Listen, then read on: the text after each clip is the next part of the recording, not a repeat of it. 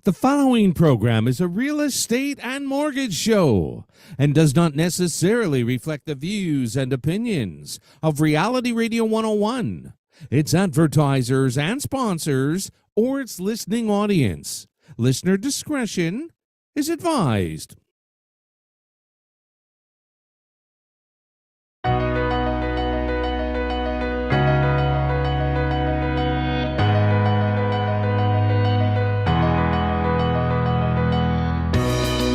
Good morning and welcome to Your Home, Your Money with your hosts, Randy, Jackie, and Anthony, right here on Reality Radio 101.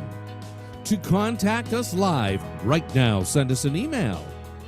Our email address is onair@yourteam.pro.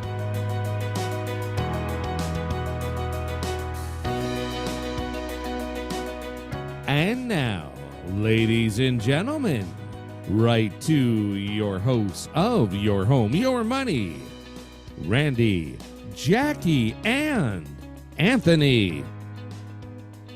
Morning all. Oh, sorry. Randy's walking right there. He had to go get water. Yeah. So I see he's well prepared, huh? Yeah, he's coming. Here he comes, Pete. If you guys can, partway through the show, show us the scenery outside. That'd be nice for the show. It's rainy here today, but I mean, I'm sure it still looks pretty amazing.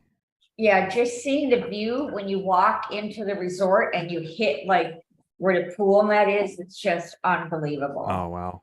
Like, you know, you walk into your front and you think, oh, okay, yeah, this is a normal, your average resort. And then as you go through, you're like, wow, like just this pool, there's this sea of turquoise umbrellas and there's the sea right amazing. there in the beach. I mean, we actually eat every meal on the beach, basically. It's pretty, You're pretty living nice. the dream. It's worth the stress of the meetings that we had. It was very stressful. Yeah. But, the work part of it's been stressful, but it's calming with the view. I really wish that we could live this life in Toronto. That'd be amazing. That view, even to live in a hut doesn't matter, but to have that view is just incredible. It moves my spirit very much. But yeah, so Anthony's back on dry ground. I am back home. Yes, I'm in my humble abode right now, doing the show live here for where it's as Mike was talking about earlier. It's a bit cooler. We're getting our Canadian weather back. Oh, really? Yeah, it was a bit cool yesterday. Yes. Oh, okay. So you might need your fall jackets to come out soon. Oh, so then I better make sure. Did I even pack a sweater for the airplane? I don't know. So was 11:03. The date's the 19th August. of August. I kind of want to get down to business, and this is so Let's much go. fun. You never have a time, so why don't you go first? Well, no, because then it'll take the whole show. But it's okay. You're talking about No. figures that you never get It's through. better you guys do your thing, and then I'll just cram whatever in. When I start, as Anthony knows, may not end. Do we have any email? Come on, Jackie. You know, one breath can take him through the whole show. Like he's Yeah. like a trained opera singer without the good voice. Circular breathing.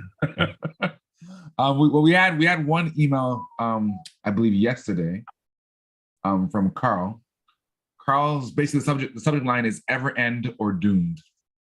And then he goes on to say, when will this real estate crisis end? Do you have any good news for us here in the GTA?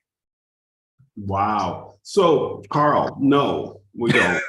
Hey, Randy, you could have like let him down a bit softly, give him a bit of build up and say, give him the flowers and then say, but no.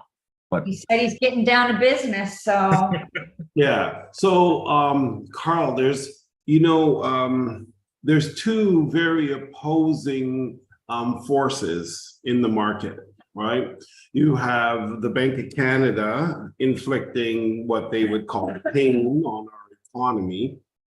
by raising rates and making it very difficult for people to afford a home. And then and complementing that force is the OSFI, the Office of Superintendent of Financial Institutions. So the people who regulate the bank. Now, these are both government institutions, and what they're doing is, because of all the chaos behind the scenes of people not being able to afford their mortgages, the banks are making quite a few concessions, but nobody really kind of knows unless you're following this stuff. And they've got about 20% of their books that's bad mortgages that they're letting people pay a real small amount on their mortgage. So they're not even paying their full interest payments. So those are considered bad mortgages. They're just a recipe for disaster. And when their mortgages come due, they will lose their homes or they will have to sell. It's just really that simple. And and the Office of Superintendent of Financial Institutions, the reason why they're concerned about it is because their job is to keep the financial institutions liquid. And so when they're having this kind of bad books, they have to make new rules. So they're really restricting the banks on what they can, and they're working on restricting the banks on what they can lend and how much to whom. So they're creating these new baskets of mortgages and say you can only have 25% of your portfolio like that and this and that. So they're really restricting what the banks are able to do. They're making the banks have more money, cash money on hand for the money that they lend out, which will also restrict the amount of money that banks can lend out. They're coming up with a new way of measuring mortgages. So they're adding a new qualification in there. And that is basically loan to income. And so that what that'll do is that will, if you're only allowed to borrow 4 times your income or 4.5 times your income, even if your GDS does fall in rate in place, what that does is it lowers the amount that you would qualify for. So in many cases, it means that they can't buy a home here in the GTA. Because the prices are too high for that qualification. So, for example, if they make it at 4 times your income and you earn $100,000, you can only buy a $400,000 home, which means you can't buy anything. And so these are the one force that's hitting the market, which is just making it very, very difficult for people to be able to actually buy a home. And then the other force, which sorry, I'll finish that off. Which what that does is that helps to restrict demand. Now, supply is the thing that if we had more of, we may not have these crises, but we can't have more of supply because there's just not enough workers out there for supply. The government says that they want people to build more homes, but they're jacking up the fees for them to build more homes. So it makes it less affordable for them to build more homes. So they're just not that interested in it. So there's that force. And then you got the federal government just bringing in people by the boatloads. So when their housing is a little bit sparse and there may not be enough supply and it doesn't look like we have the manpower to bring supply in line, that's one problem. But then now you have a federal government that needs a bunch of new tax money in order to try to balance their books the best they can. So they need to bring in a ton of people, so more people are paying taxes so they can get basically more money in. But there's no beds for these people, so that's causing it more demand. So they're stripping demand from the Canadians that are actually residing here and making housing less affordable. And then they're bringing in more competition, basically. So that's what's happening. What would happen would be that the banks stripping the demand and not giving out as many mortgages would mean that the houses wouldn't be able to turn, so the homeowners would have to bring down their pricing because there's just not enough demand out there to be able to afford their home. So they're doing that on one level, and that's what we're talking about with banks. OSFI, throwing these new regulations in, and then so they're sort of suppressing demand and making it harder, and then the federal government is coming in and just adding a bunch more demand. So when they add a bunch more demand, now what that means is that there's going to be a lot of people bidding on homes and fighting for homes and fighting for beds. So you have these two opposing forces, which we don't know which force is going to win out. So, the one force is trying to drive down homes, and the other force is naturally increasing the demand and driving up the price for homes. And we're going to really have to see how those crosswinds all come together. So if you are listening to anybody out there that tells you that this is what's going to happen, prices are going to increase in that, or prices are going to decrease, or we're going to have a crash, listen, they are just guessing, because if everything was working in one direction, then we would know what's going to happen. But when you got these opposing forces happening, it's really almost impossible to predict what's going to happen. And on top of the fact that the Bank of Canada is rogue, they are causing quite a bit of problems within our economy. That's why I say no. We have no good news. Randy, you're like, as a teacher, you're like, well, like students get the assignment, write this 1,000-word essay. They start writing, get to 200 words. Okay, what else can I say? another 20, another thing comes out, and just keep on going and going and going. Like, okay, wrap it all in a bow. It's all done. It's like, it's all good information, but it was a lot of information. I'm sure they all appreciate it. But but at the end of the day, you are right. It's not just one answer. So I'm being a bit facetious, but yeah, it's not just one answer. There's many different reasons why this crisis might not be coming to end right now. It is pretty crazy. And the thing is too, is what do you mean by the crisis ending? Like, do you mean the price is coming down? Do you mean more supply? Like, even the question itself is like, what do you consider to be the crisis on Carl's end? Because with the prices, personally, why I don't see them coming down is because for all these buyers who bought these houses at these high prices, if they're not going to sell unless they absolutely have to, right? So if not getting the prices that they want, right? So to me, if I paid $1.2 million for my home, and I can only get 1.1 million, as long as I can still find a way to afford it, I'm not going to take the $100,000 hit, right? Because why would I do that? I'd rather grin and bear it, stay here, and then hope for the best that maybe a year down the road, 6 months down the road, 2 years down the road, I can recoup my money, right? So. Yeah, and so and this is where the problem, where the rubber meets the road, where the problem really does exist, because it is natural to have that thing. I want to save that $100,000. So it's like the guy that's trying to pull down the hot air balloon, right? And now he's like a foot off of the ground, but 30 seconds later, he's 2 feet off the ground. And then all of a sudden he's 15 feet off the ground. There's no, obviously the hot air balloon is pulling him up, and now he can't.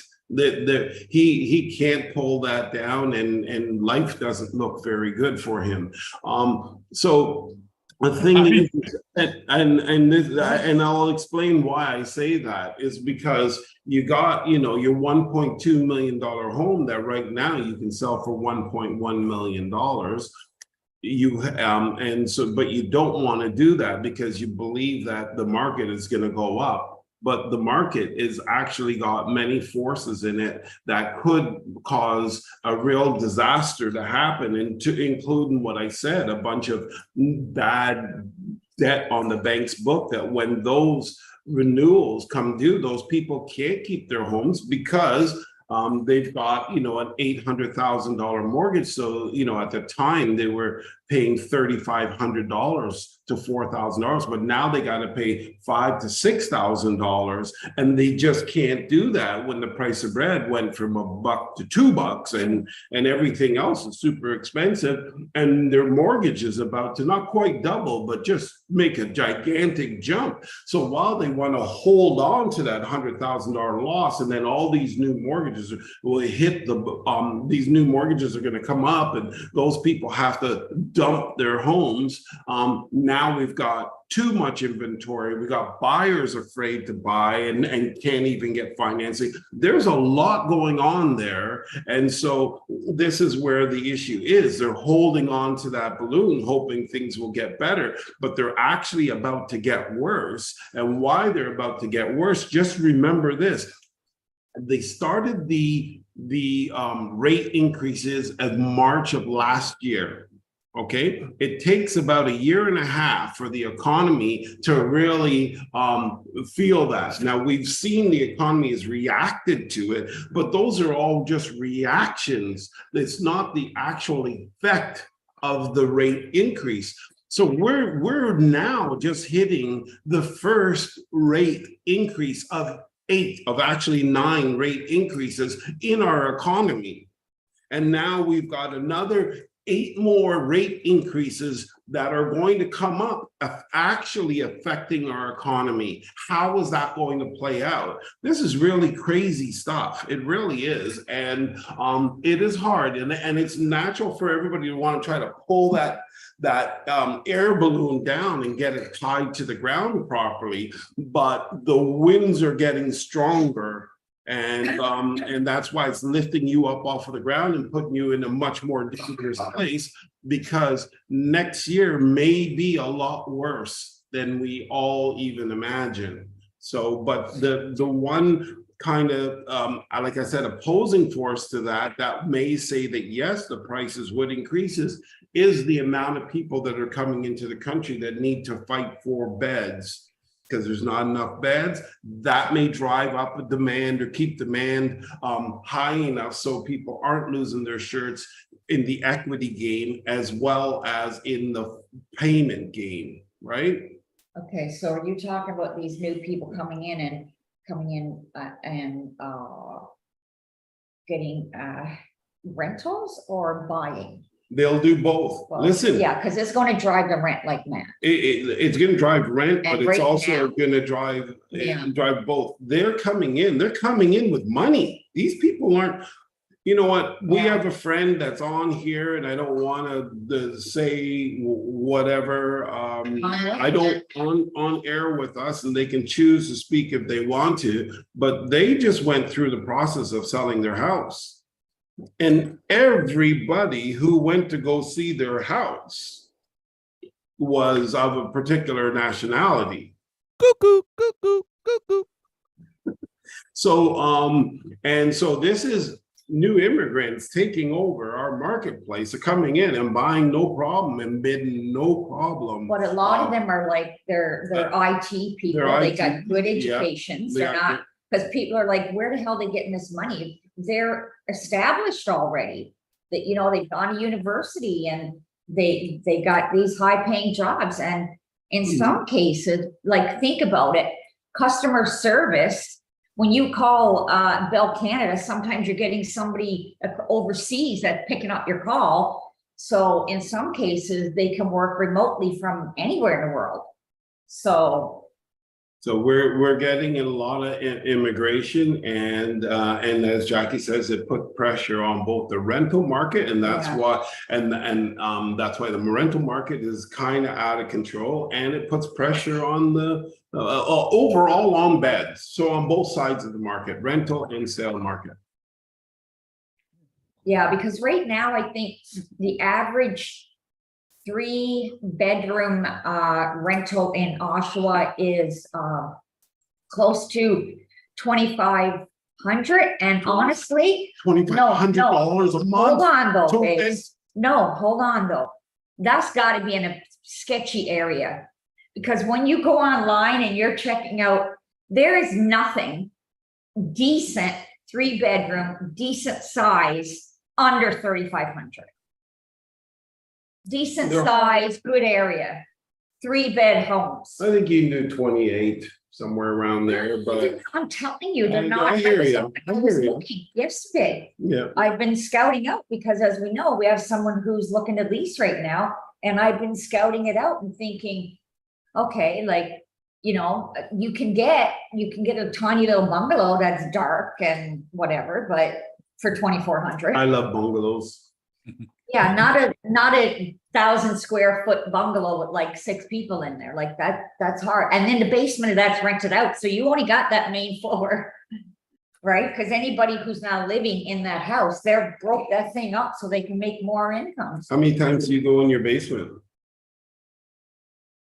Well, here's the thing, I had a client only a couple years ago that when everything went crazy, he was paying for a small bungalow in central Oshawa. He was paying $1,400. This was just before COVID, for the bungalow. He had the basement as well. They had 2 kids. To him, when he had to leave because the guy was selling, obviously because the prices went crazy, now he was looking at $2,400 a month with no basement. And he kept looking because he said, like, with 2 younger kids and him and his wife, and you know, like having that basement rec room was a nice addition. They had a little bit of space, right? So, I mean, there are people, and now that's like $3,000 or more. So I don't know, like, it's not going to get better. I can't see it getting better. And everybody's talking about, oh, the end of 2024, things are, you know, interest rates are going to do. Who knows, man? It's just so all over the place with this Bank of Canada. You never know what they're going to do. Yeah, well, Bank of And they're Canada hurting everybody. Yeah, and Bank of Canada and our federal government, you know, absolutely opposing wins. So we'll see how it plays out. Yeah, like I have an article up here right now that's I don't understand it in its entirety, but it's the Habitat for Humanity in Toronto right now is offering help to people that can afford the payments but can't get the mortgage because their income is not great enough, and they're coming in and they're helping these people get into a home that they bought. Now, like I said, I don't know all the technicalities. I do know that they're saying you have to have a minimum of $100,000 in annual income. So I do know that. But for anybody out there that's, you know, got over 100,000 income and you're looking to get in the market, and you know, you feel you can afford X amount of dollars for a home, maybe check it out. It's Habitat for Humanity, and see if there's any way you can qualify. Interesting. Yeah, I thought so too, but I'm sure it won't be as bad as the government that offers you, because we had a friend that's like, oh, we can do 5%, the government will match, and Randy's like, don't do it. As enticing as it is, do not do it, because once they get their little hands in there, good luck. Gotta make sure you read that fine print. Yeah, exactly. Sometimes it's just not worth the little bit that you get from them, what you got to give up in the end, right? Well, there's a lot of restrictions on it, Yeah. so and then the government's part owner in your home. They already take half our income, so It's really more than half if you really analyze all the places we pay taxes. Yeah. oh, I know. Like, yeah. Well, it's just that you got half so that you can go out and pay more taxes. Yeah. if you really were to sit down, it's probably really depressing to actually, if you calculate how much money you actually get in terms of your net, like you pay income tax, you pay sales tax, you pay land transfer tax, you pay, in Toronto, you pay double the land transfer tax. Yeah. It's crazy. If you lend somebody money, you're supposed to claim that too, or if you give somebody money, you're supposed to claim that as well. Like if you like technically, if I sell my computer to somebody, I'm supposed to claim the money that I get as tax. Like it's makes no sense. But Well, wait till we move to digital currency. And then they wonder why there's so many people out there, tradespeople that are doing, under the table jobs. Like, because you're forcing them into it. Like people are being forced into doing these things. So like I said, when they move to digital currency, you don't have to worry about nothing because they'll do all the calculations. right from your account. Yeah. It'll be, You won't have to worry about sending them the money. They'll just go into your account and take it. they say, oh, you gave your daughter $5 allowance, we're taxing her. And it's then funny. tax on every service, like it's just, I don't know. Yep, it is what it is. Any buzz there, Anthony? Oh, Yeah, so I'll go quickly so you can get into your numbers here. But I have two quick articles which we'll talk about kind of together. It kind of relates back to, I guess we're talking with Carl with what's going on with like the prices and such. So first article talks about home builders, how 67% of home builders, developers say they're building fewer units as the market's slow, right? So again, it's one factor that's affecting the market, whether prices go up or down, right? We're reducing the supply, right? So basically, builders are saying, I can't make as much money, so I'm going to hold off for now because this makes sense for me. And then the other article was talking about how there was a plan approved 5 years ago for Toronto housing, and it's just now starting to build it, right? So we're getting the demand, but this is 5 years old, right? So even when these politicians say, okay, we're going to do this, we're going to do that, how long does it actually take before anything actually starts happening? And even though this plan started, how long is it going to take before it's actually built, right? So it's just we have so many different influences happening, whether it's builders not building, politicians saying they're going to do this, that, the other thing, and then nothing happening on that front. So it's and then we have, again, like Randy was saying, with the immigrants coming in, there's so many different influences which are happening, which either help, hurt, push sideways. Like it's just, at the end of the day, prices are expensive. Personally, with my crystal ball, I don't see them coming down anytime too soon. But at the same time, who knows? With all these, again, these mortgages which aren't really being paid for properly, I have no idea. Like maybe we will have a crazy crash, because if 40% of the houses come on the market, then it's going to be like a free fall, right? So again, I don't see the 40% coming on the market, but again, only time will tell. We'll see in the next few years. Next few years, in my opinion, are going to be quite interesting in the real estate market. But the only thing is, I have no idea what that outcome is going to be. Could be really anything. So yeah, that's yeah. I think a lot of our discussion here is more for new for buyers that are trying to get into the market. For sellers that are moving up or moving down, the market's relative. If you sold your house for $1 million, the house that you have to buy if you're moving up is 1.5, right? Well, just to kind of cut you off a bit, I would say yes to a point, because it depends. Like if you buy and sell relatively quick, because there's been points over the last 2 years where you sold and then 3 months later the market just did that, right? So right. So, and you're absolutely right. When you have a real estate professional helping to guide you through the market cycles, it's a relative move. And whether your house values $1 million, values 700, or values 1.5, the property that you're purchasing is moving up on that scale, up, down, or whatever the same. So it's navigatable. But if you are, entering the market, it's a very different thing. And so, yeah, interesting. One email from Nancy. We're kind of been talking about a bit. She says, "Good morning. You're home. In Is the market in a selling mode or a buying mode? Thanks. It's actually oddly enough a balanced market right now. So it's not necessarily in favor of a buyer or a seller. The market currently, though, is on the downslide. Prices have been dropping all through the summer, which isn't really abnormal. The problem with the prices dropping that's different than what's normal is the pace at which it's declining. And the pace at which inventory is increasing. So those are the basically the issues in it. But it right now it's not necessarily a buyer's or a seller's market. It's a balanced marketplace.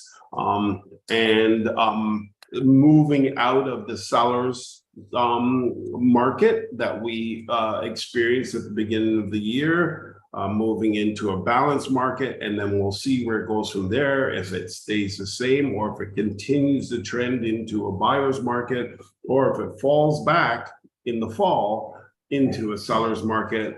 We'll see. Right now, I wish you could say it's normal. It's partially normal, but the speed at which it's moving in negatively, I guess, for sellers is an issue, and we're going to see how that plays out in the fall. Yeah.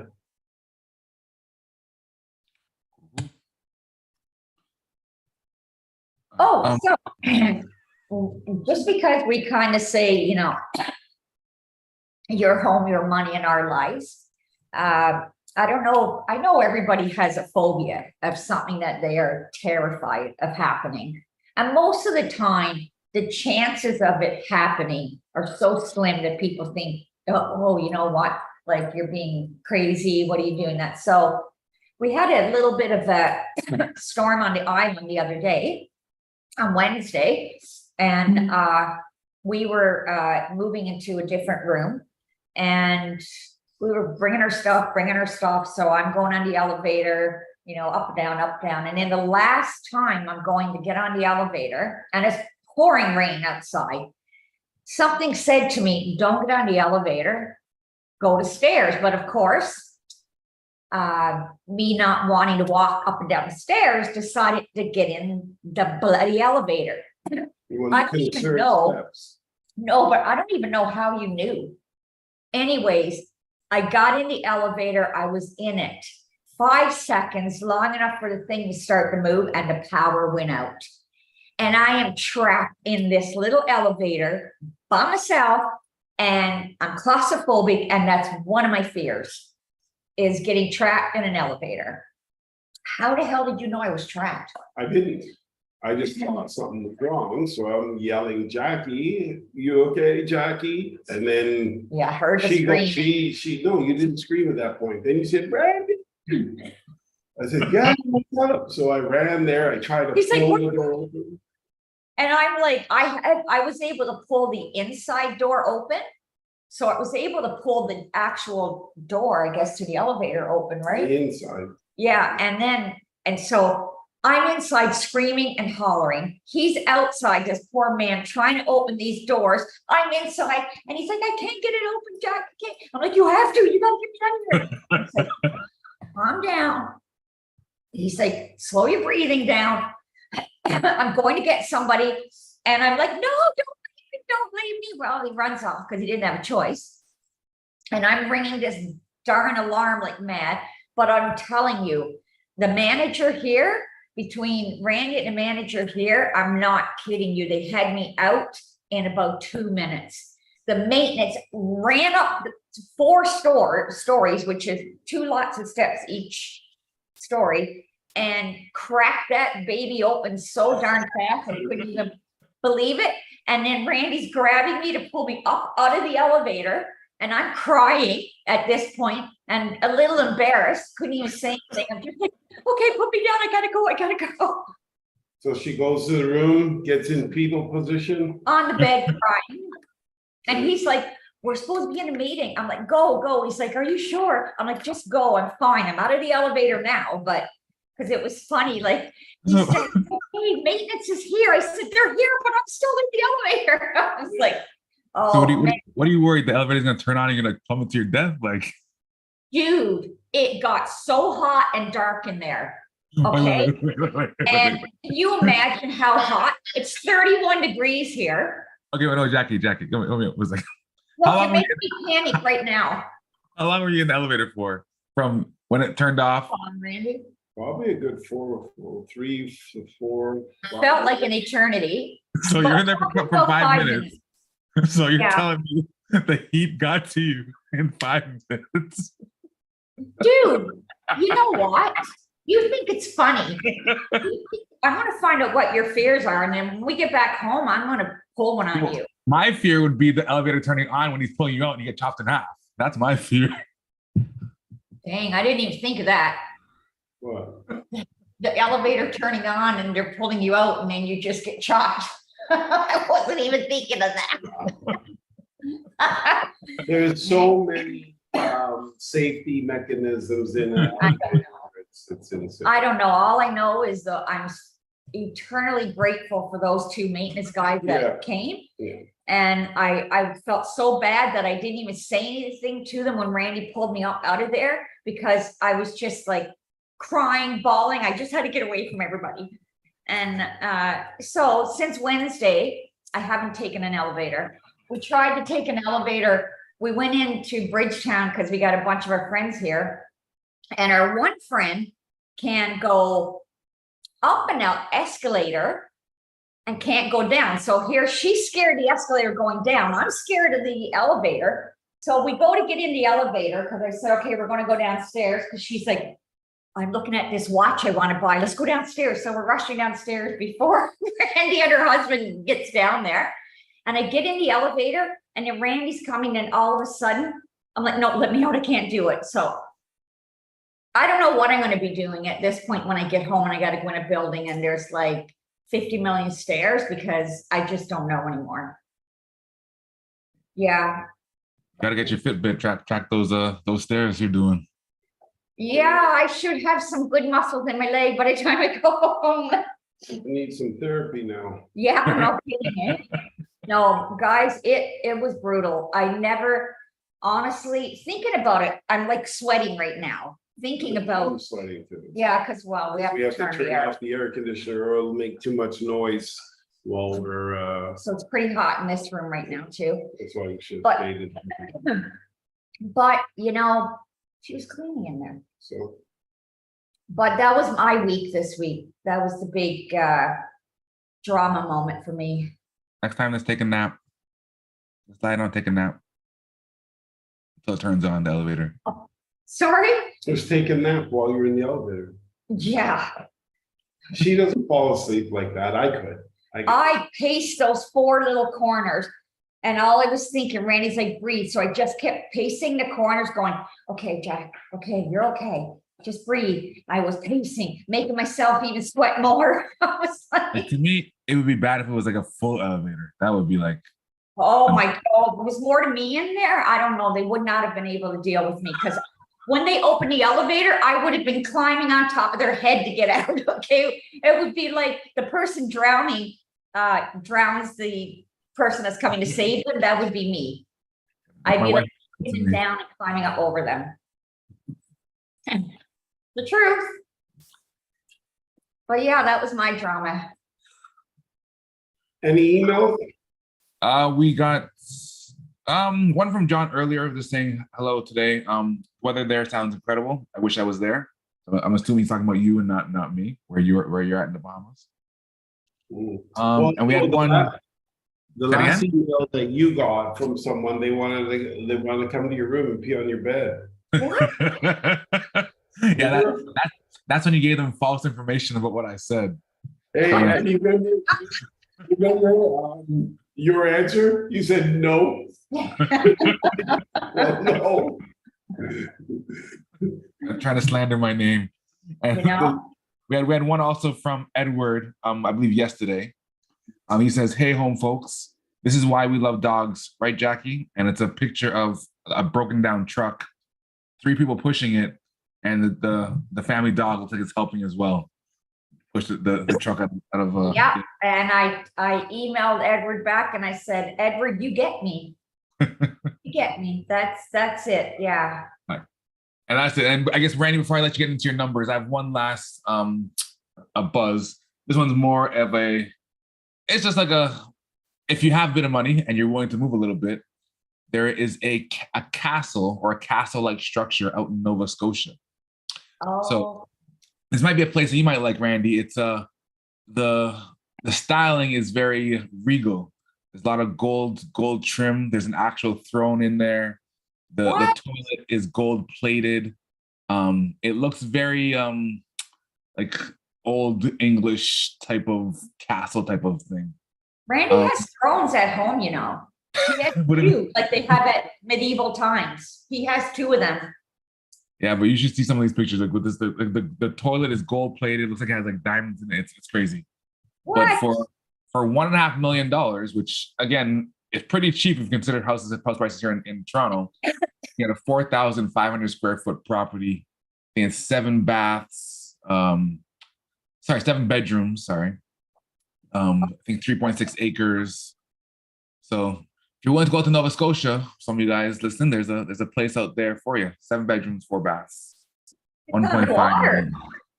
Yeah, on the water too, yeah. Right on the water. So it looks from outside it looks amazing, but it looks like there's nothing there. It's just that one house and you got a whole bunch of this land. That's the way it is back. Oh yeah, look at that. Oh, I'm looking at it now. It's gorgeous. Yeah. Like the land, what it's. Yeah. Anyway, Rand, you got 19 minutes to get into your numbers. Yeah, it's not my style, that house. Big castle in the middle of nowhere. Yeah. But the outside the outside doesn't look bad. The inside is gothy, not gothy.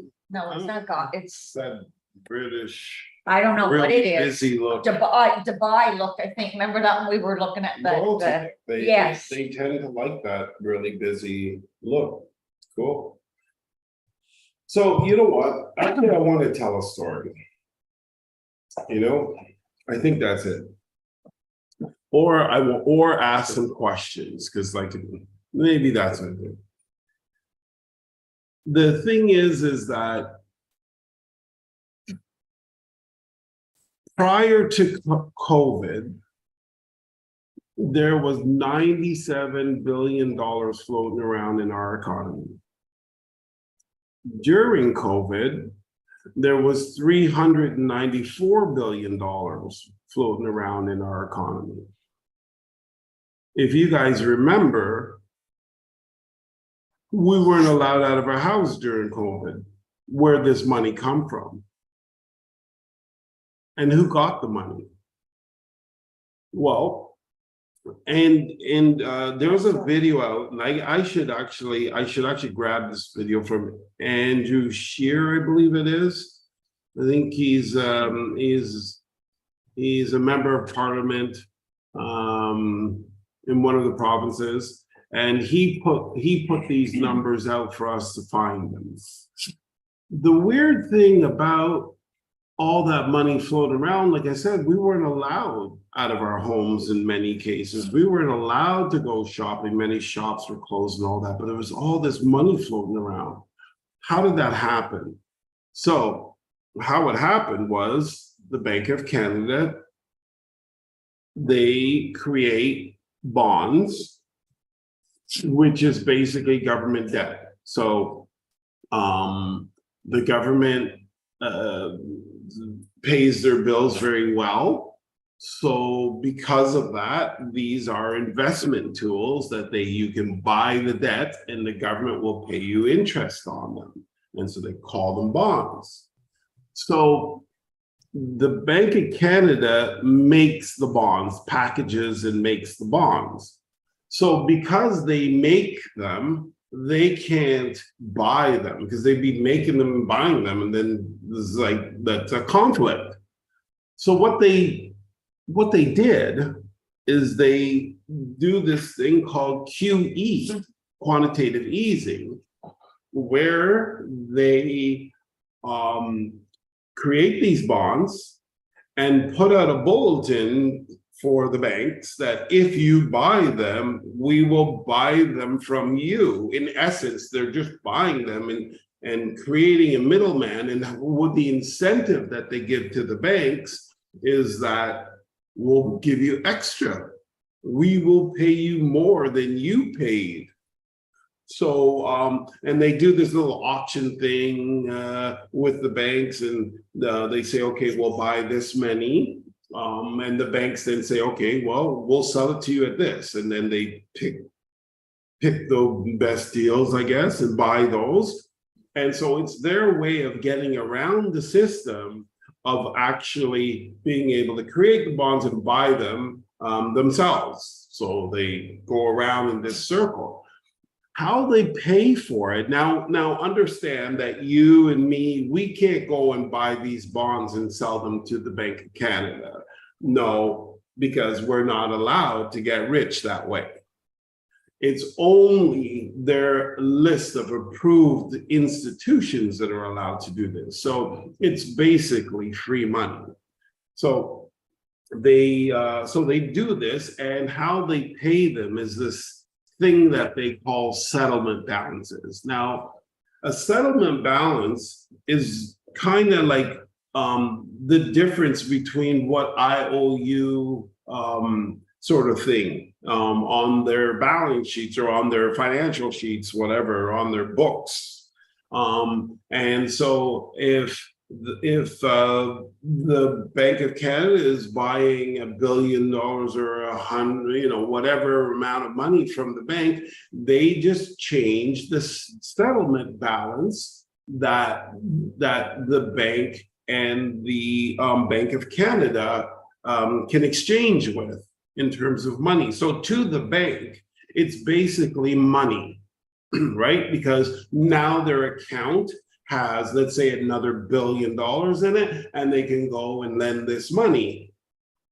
So the thing is when you uncomplicate this and you bring it down to street level talking, it's basically the Bank of Canada is paying the banks to buy the bonds that they're creating, and this is called quantitative easing. Like, it's really insane. It's and since they're paying with settlement balances, they don't consider it printing money. Now remember, this money is only going to the bank, so we don't have it. We're not making nothing, and the Bank of Canada is paying for it with, well, how are they being supported? They're a government, crown institution, so obviously supported by us. So this little, you can call it scheme, is 100% legal. And what they did is they did it to the tune of the total money flow in the economy, $394 billion. Then what happened after that? So this scheme, which is actually should be illegal 100%, because if the Bank of Canada is not allowed to buy the bonds, they can't create a scheme to buy the bonds. Come on. Like, it's either they're allowed to make them and buy them, or they're not. And if they're not, then this scheme shouldn't take place.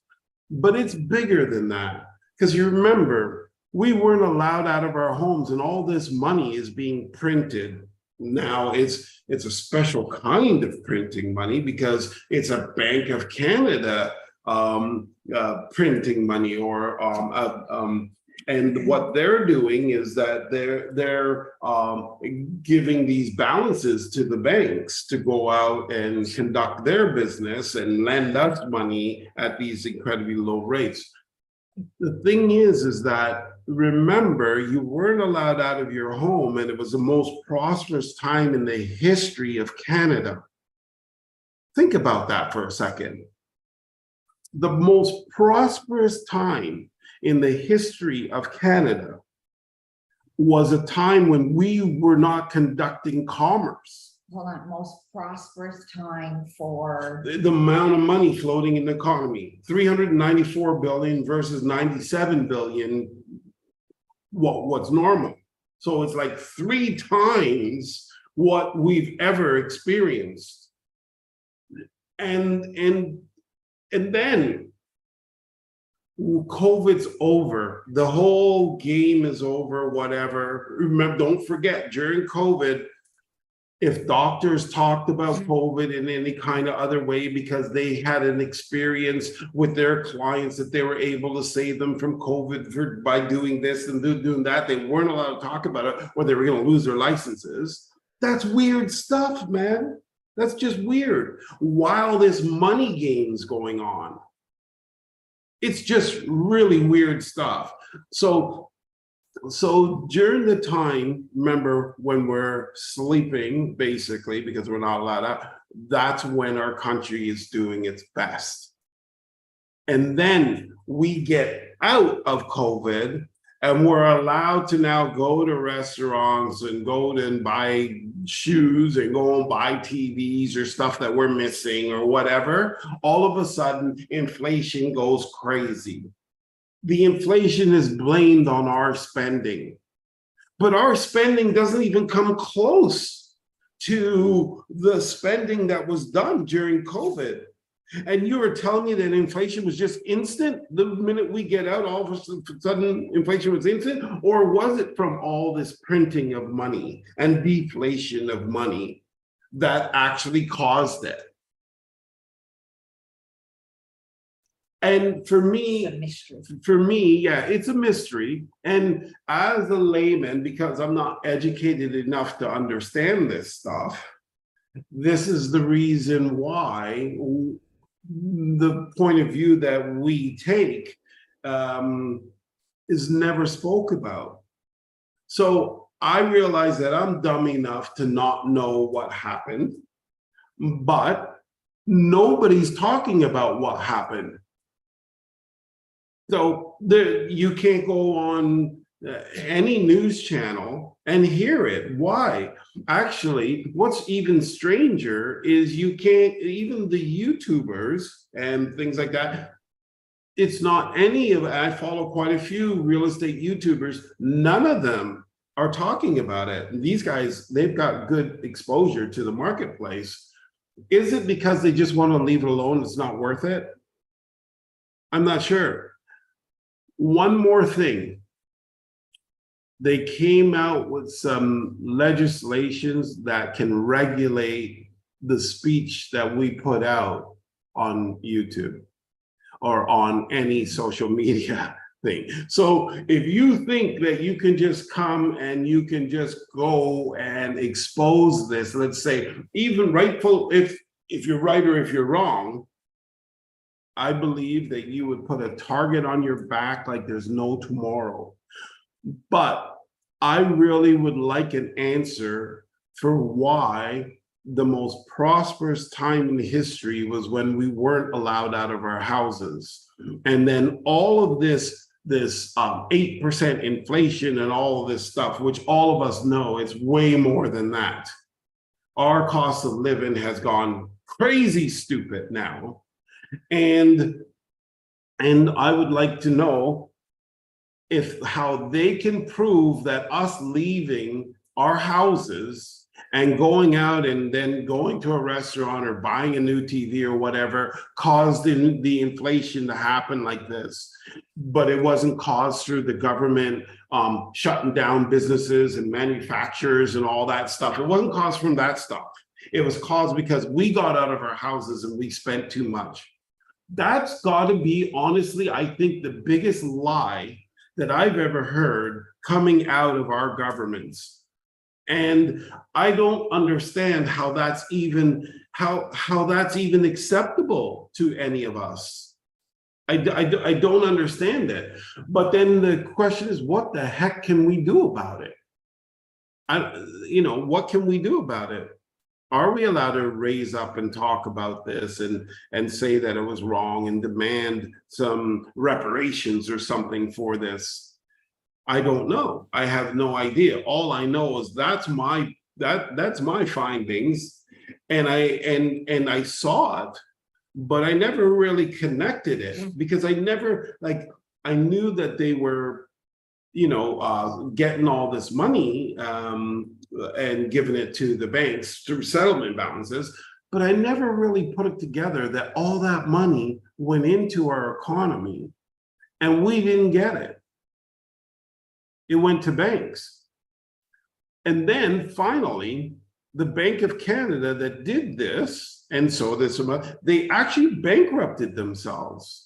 For the first time in history, they've never, ever, ever lost money. Now they're down $3 billion in the last 3 quarters. This is really insane stuff. And so how does the Bank of Canada bankrupt themselves? They do QE. Not only are they bankrupting themselves, but they're bankrupting a bunch of Canadians. I just think it's just so wrong. And I probably should never talk about this again. I'll leave it there.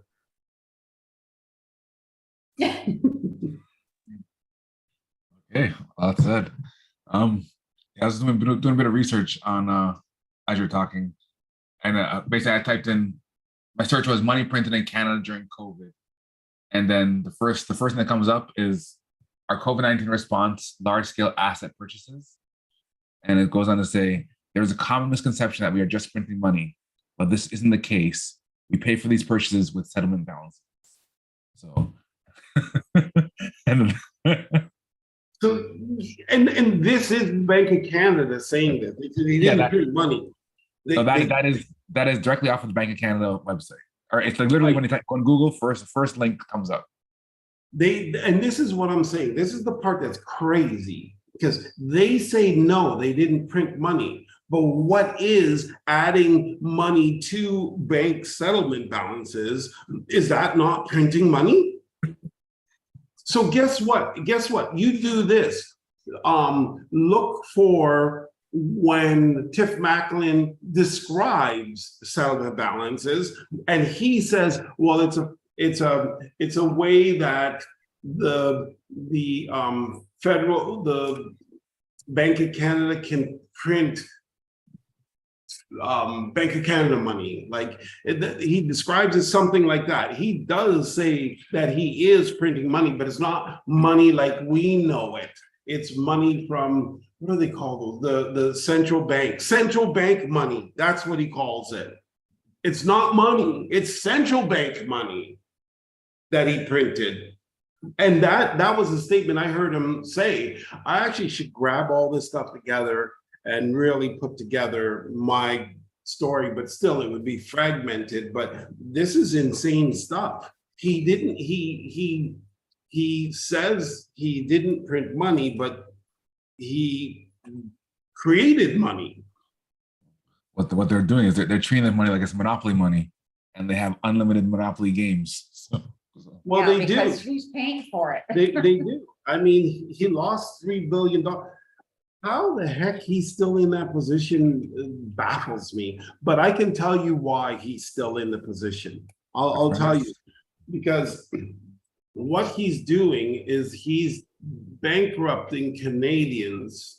He's not bankrupting the federal government, right? So one, there's nothing that touches them. There's no effect on them. But two, and the big reason why is because they're in bed together. Now, people out there will go all crazy. No, they don't work together. They're separate, and they're right.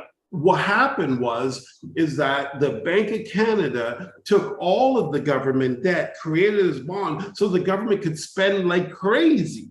So they created this, remember, they're taking all their debt and making them their junk bonds, but because they're going to back them through buying them back, they become an interesting investment. So the federal government it actually got to do unlimited spending, and through Tiff Macklin buying up all of their debt. Why would you fire the person that just backed you up with all that stuff? You wouldn't. I know it's causing a lot of problems, a lot of pain right now. Yeah, but you know what? you did it for me, so I'm standing behind you, and that's what I believe is happening. There you go. Might end it off there. I don't know if you have any last words, Jackie, before we close it out. Nope. Just, I'm working on my breathing. Oh, well, before we do go, we had 2 emails about your little your incident. One from Hank. Hank says, "Wow, Jackie. Hey, drink heavily." So maybe you have already since then. Yeah. And from said drink heavily about your elevator experience. Yeah. And from Ken, for Jackie, he references the Aerosmith song "Love in an Elevator" on YouTube. No, there is absolutely no way that's ever happening in my life. Anyway, ladies and gents, thanks again for being with us. I'm here live. If you want to catch us on YouTube, search for @YourTeamPros. If you have any emails during the week, send it to onair@yourteampros.com, and we will get back to you as soon as we can or bring it up on the next show. And as always, it's been your home, your money, and our lives. I'm realbeta101.com. Great weekend. Bye for now.